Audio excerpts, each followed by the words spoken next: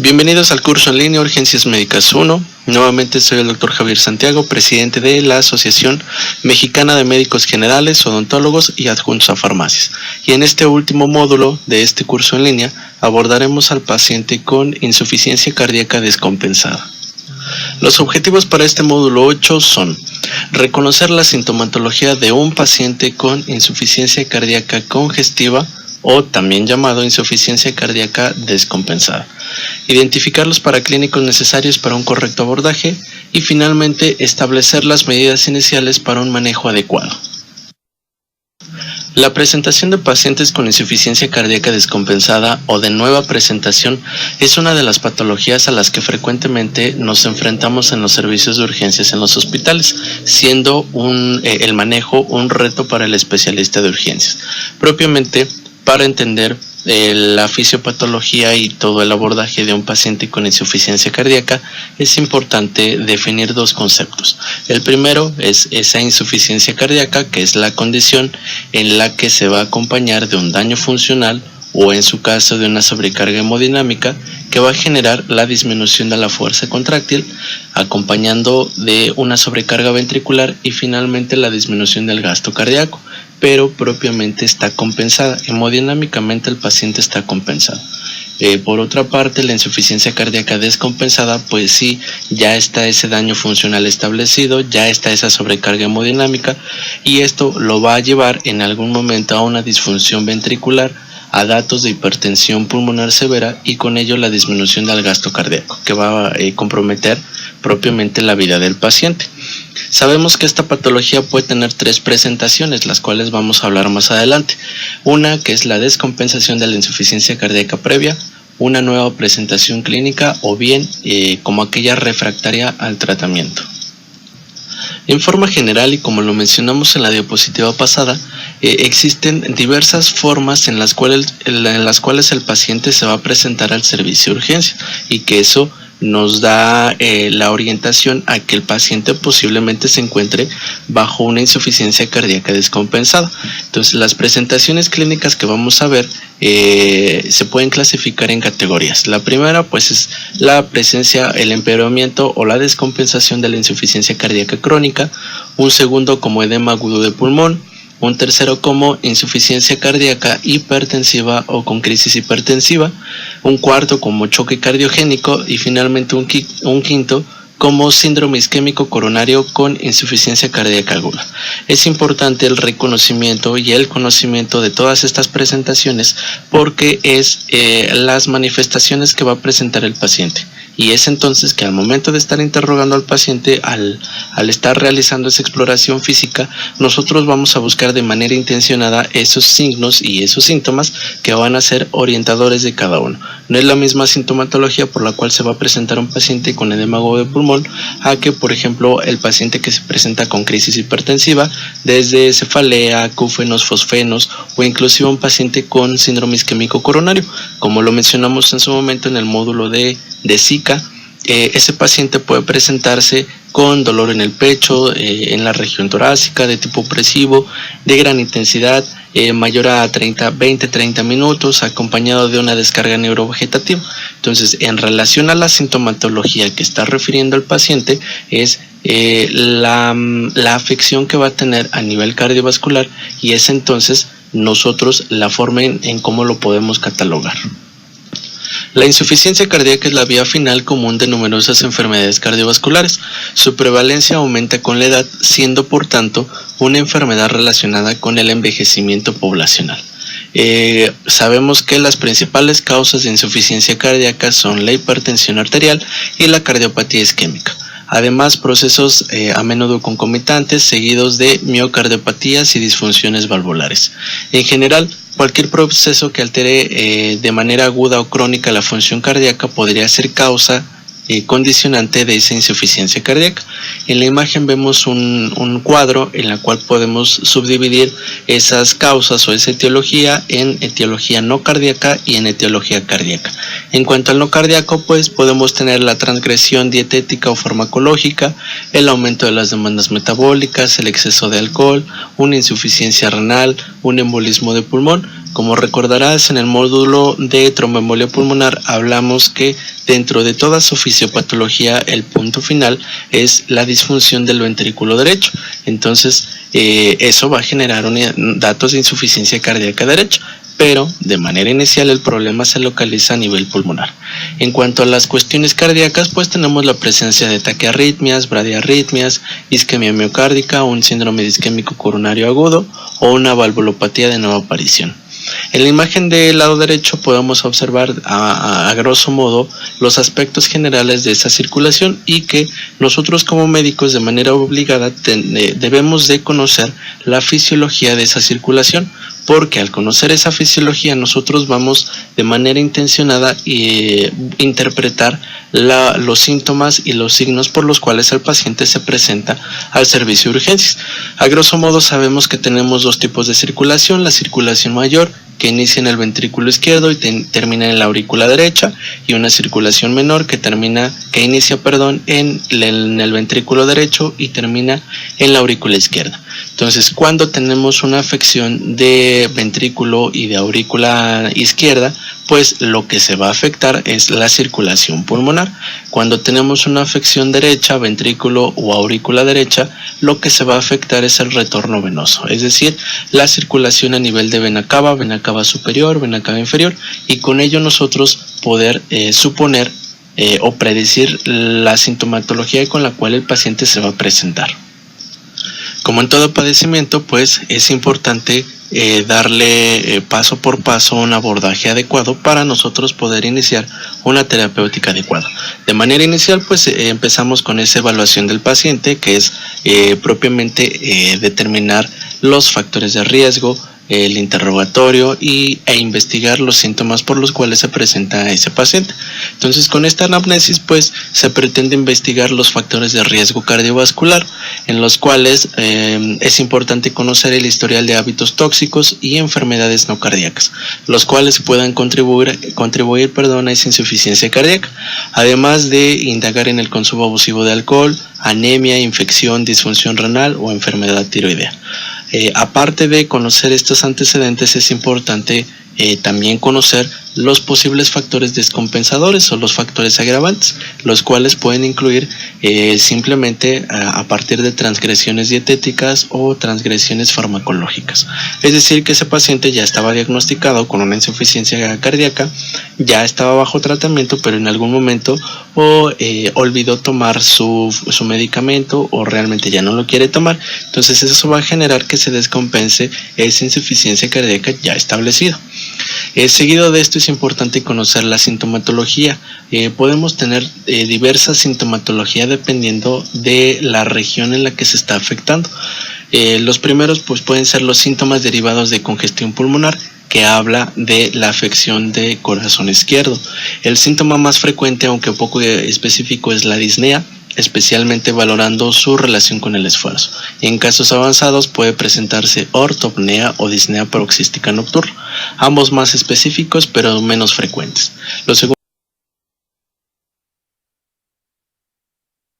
síntomas son síntomas derivados de la congestión venosa sistémica, que nos habla de la afección de corazón derecho. El síntoma más importante es el edema de miembros inferiores y en zonas de declive, pero también puede acompañarse de distensión y dolor abdominal en la gran mayoría de sus pacientes. Finalmente, los últimos síntomas son síntomas derivados de bajo gasto cardíaco, en los cuales se puede incluir la fatigabilidad, síntoma común pero muy inespecífico, astenia, depresión, mareos, síncope. Entonces es importante conocer esa sintomatología, porque es en base a esa sintomatología nosotros podemos pensar la afección de ese corazón, si es un corazón derecho, un corazón izquierdo o inclusive de manera global. Como se mencionó en algún momento en el módulo de emergencia hipertensiva, hay una mnemotecnia que nos ayuda a nosotros a identificar más rápido esa sintomatología. La mnemotecnia aparece al final de esta diapositiva.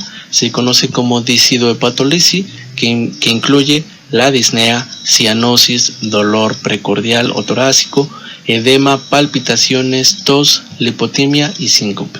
Entonces, alguno de esos síntomas es por los que el paciente se puede presentar a ese servicio de urgencia y que a nosotros como médicos nos hace pensar en una insuficiencia cardíaca descompensada. Seguido del interrogatorio de la anamnesis, pues es importante realizar una exploración física adecuada y dirigida. Esta exploración nos va a permitir orientar y obtener un diagnóstico de sospecha y determinar el estado de gravedad, así como los posibles factores que contribuyen al empeoramiento de los síntomas. De manera inicial, pues lo primero que hay que tomar son las constantes vitales y con ello determinar el estado hemodinámico del paciente. Esas constantes, pues es la presión arterial, pulso, frecuencia cardíaca, respiratoria, temperatura corporal, así como la perfusión periférica. Seguido de esto podemos optar por el buscar signos derivados de congestión pulmonar izquierda, ya sea estertores crepitantes húmedos, bilaterales y de comienzo en bases. Puede acompañarse de hipoventilación por tal vez la presencia de un derrame pleural, sibilancias por la presencia de un asma cardíaca. Si no encontramos estos signos, podemos indagar en signos derivados de congestión sistémica del lado derecho, en las cuales vamos a encontrar edema en zonas de declives, distensión abdominal, ascitis, hepatomegalia, tinte ictérico, caquexia, ingurgitación venosa yugular o inclusive reflujo hepatoyugular. Entonces, como lo mencionamos en la diapositiva pasada, dependiendo de la afección derecha o izquierda, es la sintomatología que nosotros vamos a encontrar. Los signos cardíacos propiamente, pues podemos auscultar a ese paciente y en la cual vamos a escuchar tal vez un soplo. Recuerda que cuando un paciente se puede llegar a presentar con un síndrome isquémico coronario y hay afección de las cuerdas tendinosas de la válvula mitral, pues eso va a generar un soplo de insuficiencia mitral. Entonces vamos a escuchar a ese paciente, se va a escuchar ese soplo en barra que puede ser sugerente y sugestivo de esa insuficiencia mitral producto de ese síndrome isquémico coronario agudo. Podemos también tener la presencia de arritmias. La gran mayoría de las afecciones cardiovasculares vistas en el servicio de urgencias y como los vimos en los módulos se pueden presentar con arritmias. Por ejemplo, un síndrome de isquémico coronario agudo puede presentarse con fibrilación ventricular o una taquicardia ventricular sin pulso o inclusive un tromboembolismo pulmonar que genera una disfunción ventricular derecha. Puede presentarse con taquicardia sinusal o inclusive datos de fibrilación auricular. También pudiera encontrarse un ritmo de galope, el famoso S3. Recuerda que toda insuficiencia cardíaca siempre se acompaña de un S3, pero no todo S3 es sugerente y sugestivo de una insuficiencia cardíaca. Además de esto podemos tener signos en relación con bajo gasto, palidez, cianosis, sudoración, disminución del nivel de conciencia. Y finalmente y de manera muy general, pues una exploración física completa en la cual va a incluir la valoración de piel, mucosas, si hay palidez de tegumentos, signo de anemia, que pueden generar esa descompensación de esa insuficiencia cardíaca. Una vez que ya se interrogó a ese paciente, ya se exploró y ya se buscó de manera intencionada signos y síntomas que nos determinen la afección de una circulación derecha o una circulación izquierda, es importante estadificar a ese paciente. La estadificación se va a hacer o se va a realizar mediante escalas. Dos de las escalas más frecuentes o frecuentemente utilizadas en el contexto de la insuficiencia cardíaca son la escala de insuficiencia cardíaca según la Asociación Americana del Corazón para referirse a las anomalías estructurales, clasificándolas en A, B, C y D, y con base en sus síntomas con la escala de NIHA, la clasificación funcional de NIHA, en la cual lo va a clasificar en grados, grado 1, 2, 3, 4. Recordamos que el grado 1 no va a haber limitación de las actividades físicas, el grado 2, ligera limitación, el grado 3, acusada limitación al realizar actividades físicas y finalmente en la clase 4 hay ya una incapacidad para realizar actividades físicas. Cuando la insuficiencia cardíaca se presenta en un contexto relacionado con síndrome isquémico coronario agudo, es posible clasificarla de acuerdo con la escala de Killip-Kimball en 4 grados o en la escala de Forrester también en 4 grados. Recordamos que la clasificación de Killip-Kimball, que la hablamos en el contexto de de síndrome isquémico coronario agudo, es una clasificación que nos va a predecir la mortalidad de ese paciente dependiendo el grado en el cual se presente o la sintomatología que nos esté generando. En las siguientes imágenes vemos las clasificaciones que se llegan a emplear cuando estamos ante un paciente con síndrome isquémico coronario agudo y que está presentando como complicación una insuficiencia cardíaca. La clasificación de Quilipi-Kimball es diseñada para proporcionar una estimación clínica de la severidad de los trastornos circulatorios en el tratamiento del infarto agudo del miocardio. Y por el otro parte, los criterios de Framingham o la clasificación de Framingham establece o subdivide esos signos, mayores y menores, en las cuales dentro de los mayores vamos a tener disnea, estertores, edema agudo, cardiomegalia, tercer ruido, y en los menores disnea de esfuerzo, edema, hepatomegalia, tos nocturna. Se sabe que para establecer un diagnóstico en base a los criterios de Framingham se precisan 2 criterios mayores o un mayor y 2 menores. El criterio menor solo es válido si se excluyen otras causas. Posterior a la estadificación de ese paciente en base a las escalas, la escala de la Asociación Americana del Corazón, la escala NIHA o la estadificación de Quilipi-Kimball, es importante nosotros hacer uso del laboratorio y gabinete. Dentro de los primeros estudios iniciales que se pueden optar para emplearlos en el paciente, pues es la toma de un electrocardiograma, en el cual podemos observar desde alteraciones del segmento ST, supra o infradesnivel, desviación del eje, ya sea a la derecha o a la izquierda, si estamos ante un problema respectivo, derecho o izquierdo. Podemos tener también la presencia de bloqueo de rama, igual derecha o izquierda, dependiendo de la afección por la cual el paciente se está presentando. Y finalmente las arritmias pueden presentarse desde fibrilación auricular, taquicardia ventricular sin pulso, fibrilación ventricular o inclusive taquicardia sinusal, que como igual lo hablamos en los módulos pasados son acompañantes de otras patologías, pero que finalmente se traducen en una insuficiencia cardíaca descompensada. En cuanto al laboratorio, pues es un examen completo del paciente que nos va a permitir descartar otro tipo de causas que generen esa insuficiencia descompensada. Va a incluir un hemograma completo que incluye la hemoglobina, leucocitos y plaquetas, electrolitos séricos, creatinina sérica, tasa de filtración glomerular estimada, glucosa, pruebas de la función hepática y análisis de orina. Y con esto nos va a permitir identificar tal vez anemia leve, hiponatremia, hipercalemia y función renal reducida. El siguiente estudio que es obligado en ese paciente es la toma de una gasometría arterial, en la cual vamos a observar la saturación de oxígeno, la saturación de CO2 y el equilibrio ácido-base. Otro estudio que es muy importante y el cual nos va a servir de mucha utilidad en el paciente que se presenta sobre todo con disnea es la toma del péptido natriurético. Como se mencionó, en muchas de las ocasiones ese paciente se presenta con disnea, entonces para nosotros poder diferenciar si esa disnea es de origen respiratorio o de origen cardíaco, se puede optar por la toma de este péptido natriurético. Valores menores a 100 picogramos sobre mililitros nos dan un indicativo de que esa disnea por la cual se presenta el paciente es de origen respiratorio. Valores entre 100 y 500 picogramos sobre mililitros nos da sugerente a que se trata así de un problema cardíaco que está en relación a la edad, a la falla renal y se tiene que complementar con un ecocardiograma transtorácico. Finalmente, valores mayor a 500 picogramos sobre mililitros, pues ya es sugerente de esa insuficiencia cardíaca de origen cardíaco, y que esa disnea es de origen cardíaco y en el cual se tiene que iniciar tratamiento apropiado. Uno de los tantos estudios que tenemos acceso en el servicio de urgencias es la toma de radiografía de tórax y en la cual nosotros podemos identificar algún signo que nos va a permitir sospechar o confirmar esa sospecha de insuficiencia cardíaca. Podemos ante la toma de esa placa observar edema intersticial, congestión perivascular, cardiomegalia, derrame pleural, edema agudo de pulmón. Y finalmente la ecocardiografía, en la cual es un estudio no invasivo que nos ofrece información diagnóstica y pronóstico en forma accesible.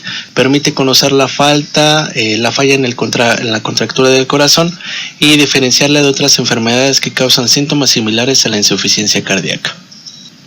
En estas imágenes radiográficas vemos los hallazgos con los cuales podemos nosotros toparnos en ese servicio de urgencias y con lo cual puede ser sugerente de esa insuficiencia cardíaca. En la imagen derecha, pues la presencia de esa cardiomegalia que se acompaña de congestión vascular que se traduce en datos de hipertensión pulmonar. En la imagen derecha vemos una radiografía posterior en la cual se llega a observar una imagen de derrame pleural en el hemitórax izquierdo. Entonces, estas imágenes es importante estarlas analizando porque nos va a permitir y nos va a ayudar a contribuir a la sospecha de ese diagnóstico. Otras imágenes que podemos observar pues es la misma cardiomegalia que se acompañan con datos de esa congestión vascular pulmonar y mientras que en la imagen de la derecha observamos el signo radiológico que es compatible con un edema agudo de pulmón, que es el famoso patrón en alas de mariposa. Entonces, cuando nosotros observamos esta situación, pues podemos sospechar en ese edema agudo de pulmón que tal vez tenga un fondo cardíaco y entonces con eso confirmamos aún más nuestra sospecha diagnóstica. Existen criterios de gravedad que nos van a permitir brindar un manejo más pronto y adecuado a ese paciente. Estos criterios pueden ser que sea un paciente debutante de insuficiencia cardíaca que no se conocía con este antecedente, edad mayor a 70 años, comorbilidades asociadas severas, enfermedad valvular severa conocida, angina, síncope o déficit neurológico, que el paciente se presente con oliguria y esos son datos de un choque cardiogénico, taquipnea mayor a 30 respiraciones por minuto, la presencia de estertores crepitantes gruesos en ambas bases y hasta campos medios que son sugerentes de edema agudo de pulmón, la auscultación de un S3 o inclusive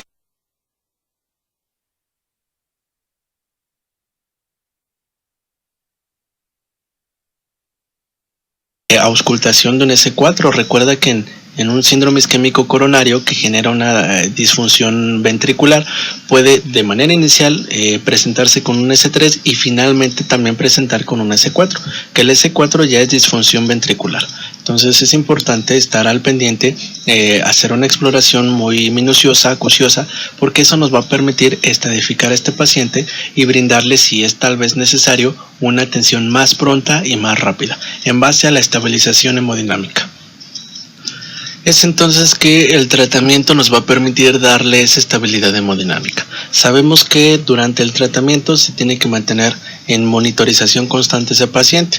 La monitorización debe de ser mediante la colocación de dos vías, una vía arterial y una vía venosa. En la vía arterial, mediante esta vía nos va a permitir analizar las presiones arteriales así como la toma de muestras, mientras que la vía venosa nos va a permitir la administración de fármacos y la monitorización de la presión venosa central. Los objetivos del tratamiento pues es simplemente mejorar la sintomatología, brindarle una estabilidad hemodinámica a ese paciente y limitar el daño renal y cerebral, que es la prioridad en ese paciente con una falla hemodinámica importante. El tratamiento de manera inicial, más allá ya de haber realizado los estudios pertinentes, electrocardiograma, placas de rayos X, la toma del péptido natriurético, es importante brindarle cuidados básicos y cuidados iniciales. Estos cuidados iniciales incluyen la oxigenoterapia o inclusive valorar la ventilación mecánica no invasiva, la monitorización no invasiva, para controlar los síntomas de dolor o de ansiedad que se puedan presentar, pues se puede tal vez administrar morfina. Y finalmente ya brindarle un tratamiento dirigido dependiendo de la causa por la cual se esté presentando. Si vemos que una de las causas es un síndrome isquémico coronario, como lo vimos en su momento, pues es darle esa monitorización invasiva, oxigenoterapia, ácido acetil, nitratos, diuréticos y una reperfusión coronaria o una trombólisis. Mientras que, por ejemplo, si estamos ante a un paciente con choque cardiogénico, pues es igual esa misma monitorización, la valoración o no de una ventilación mecánica no invasiva o el uso de vasopresores inotrópicos y diuréticos. Entonces, con esta imagen quiero decir que de manera inicial los parámetros que hay que cuidar es la oxigenación, mantener ese paciente estable, que no esté agitado, que no esté ansioso, para que entonces sí podamos nosotros brindarles un tratamiento dirigido. Entonces, de ese manejo inicial, las medidas que nos van a permitir brindarle ese soporte vital, ya sea básico o avanzado, y darle cierta estabilidad hemodinámica.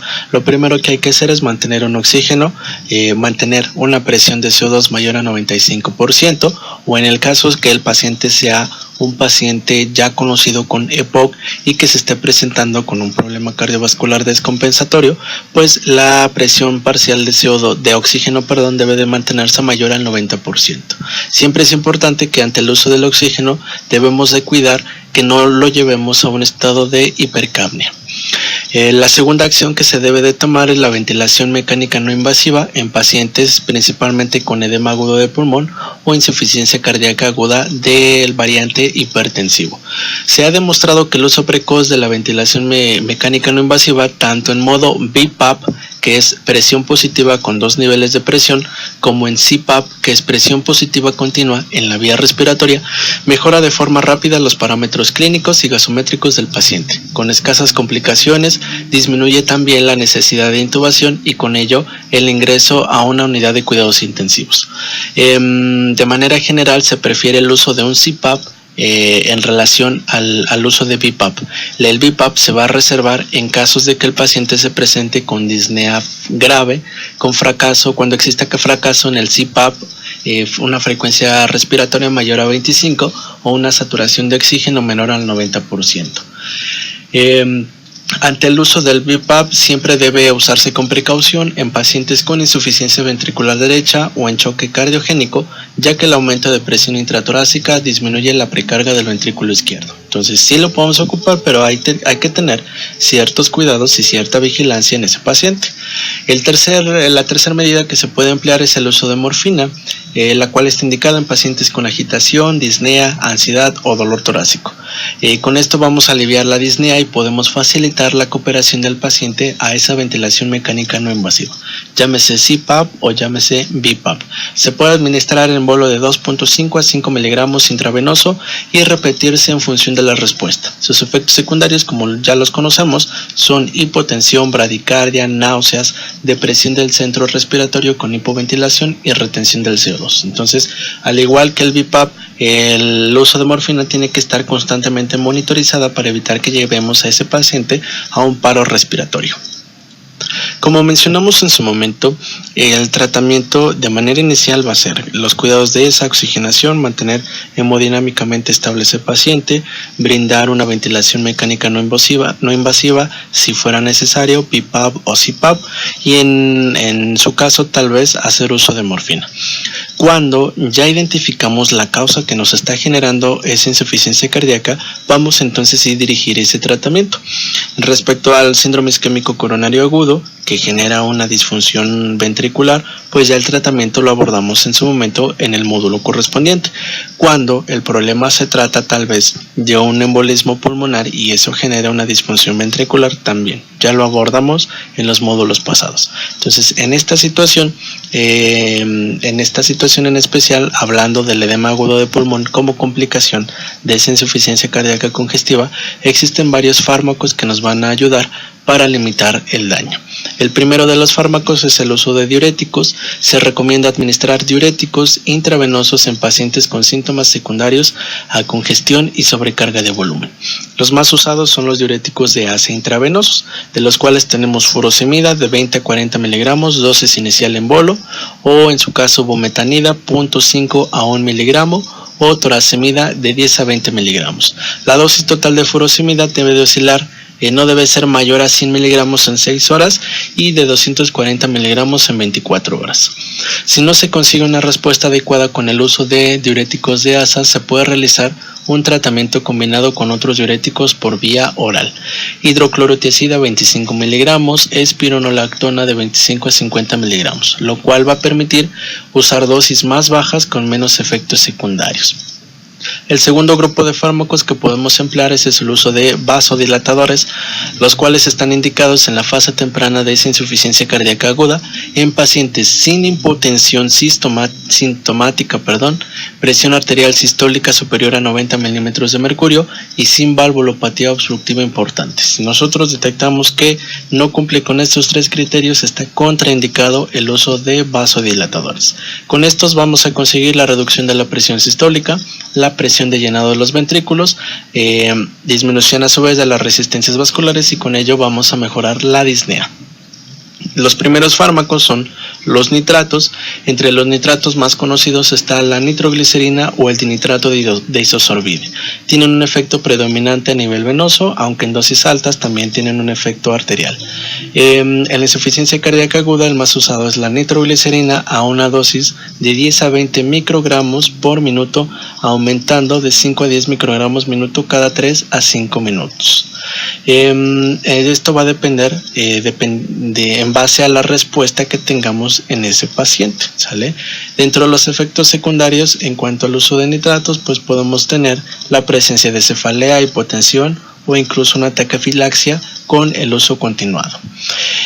Otro tipo de fármacos que podemos emplear es el nitroprusiato intravenoso, el cual es un potente vasodilatador arterial que va a reducir la precarga y la poscarga. La dosis inicial es de 0.3 microgramos kilo minuto, aumentando hasta 5 microgramos kilo minuto. Requiere el uso de este medicamento un control estricto de la presión arterial, preferentemente mediante una vía arterial. En relación a que si el paciente se está presentando con síntomas de un choque cardiogénico, los fármacos pueden ser en algún momento diferentes. De los que coinciden en cuanto al manejo de un edema agudo de pulmón, puede ser el uso de diuréticos, como fue que lo hablamos en la diapositiva pasada. Un segundo grupo de fármacos que podemos ocupar son los agentes inotrópicos, los cuales están indicados en pacientes con estado de bajo gasto, signos de hipoperfusión o congestión, a pesar del uso de vasodilatadores o inclusive diuréticos. Cuando están indicados deben iniciarse precozmente y retirarse tan pronto como sea posible, porque esto nos va a generar en algún momento alguna complicación o alguna secuela. Es por esto que durante el uso de agentes inotrópicos siempre se tiene que estar monitorizando con electrocardiograma para evitar la aparición de arritmias auriculares o ventriculares, así como la monitorización de la presión arterial. El primer medicamento que vamos a ocupar es la dobutamina, la cual va a estimular los receptores beta 1 y beta 2 con efecto inotrópico y cronotrópico positivo dependiente de dosis. Se inicia con dosis de 2 a 3 microgramos kilo minuto, incrementando la dosis según la respuesta hasta un máximo de 15 microgramos kilo minuto. El segundo fármaco es la dopamina.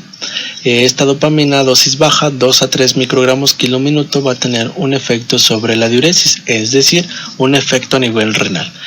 A una dosis de 3 a 5 microgramos kilo minuto se va a estimular los receptores beta con efecto fundamentalmente inotrópico, aumentando la contractilidad miocárdica y el gasto cardíaco.